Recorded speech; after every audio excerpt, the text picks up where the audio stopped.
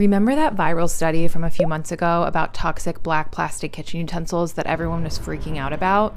Well, it turns out the study was wrong, and the researchers actually made a pretty big math error. Some people are freaking out about this because it was a pretty big mistake, but I think at the end of the day, it doesn't actually matter that much, and here's why. So just as a quick recap, the researchers originally said that a 132-pound adult could be exposed to 12 times the EPA's safety limit of a specific flame retardant from black plastic kitchen utensils. Because remember, a lot of black plastic items are made out of e-waste, and there's all kinds of junk in that e-waste, including flame retardants as well as other toxic chemicals. It's how these chemicals get into things like spatulas. Now, the corrected data shows that exposure is actually much lower and is below the EPA's recommended safety limit. Now, on one hand, this is somewhat relieving because it's not as bad as we thought it was.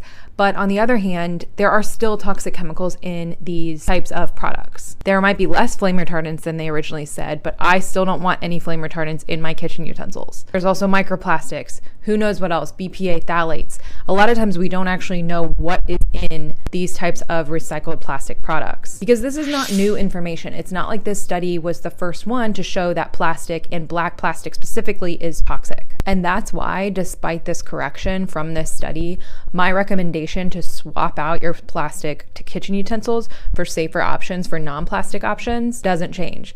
I was recommending you use plastic-free kitchen utensils long before this study came out, and I will continue recommending it long after. So yeah, it may not be as urgent or as extreme as that study originally said, but I still recommend you switch to stainless steel, wood, or even silicone kitchen utensils. I'm curious to hear your thoughts on this too, so let me know in the comments if this study correction changes anything for you or if it made you feel any type of way. And if you find it helpful to stay up to date on this type of toxin-related news, sign up for my newsletter because, among other things, I send out a roundup of the latest headlines every Friday.